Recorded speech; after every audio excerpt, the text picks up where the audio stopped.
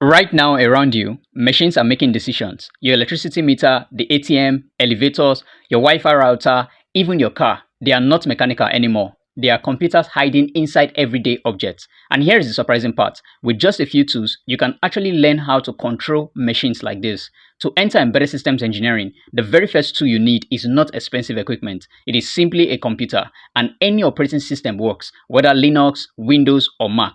What matters is not the brand, but that this is where you write the code that will control real hardware. The next thing you need is a development board. This tiny board is a full computer called a microcontroller.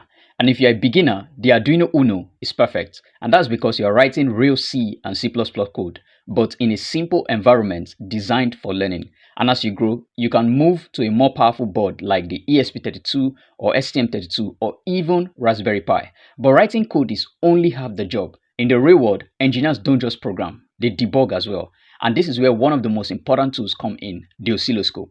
Although you have a digital multimeter that helps you also measure voltage, but an oscilloscope shows how signals change over time. So it lets you see what the electricity is actually doing in the circuit or in the project you're working on. And then finally, there is one simple tool that almost every beginner ignores, the soldering iron.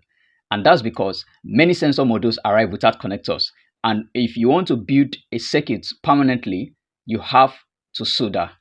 So the soldering iron is another important tool to get started with embedded systems. And that's really it. A computer to write code, a development board to run the code you wrote, and an oscilloscope to debug the circuit you're working on, and then a soldering iron to build real electronics. With just these tools, you are no longer just using technology, you are learning how to control it.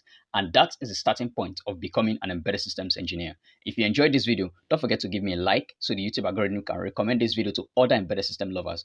Like and subscribe. It's free. Like this video, subscribe to this channel, and drop your question in the comment section below. If you have any question regarding the video you just watched, or you have any project suggestions on the kind of videos and projects you would want to see on this channel, please leave it in the comment section below and I'll make it the next video we're going to post on this channel. Thank you for watching. See you in the next one. Bye.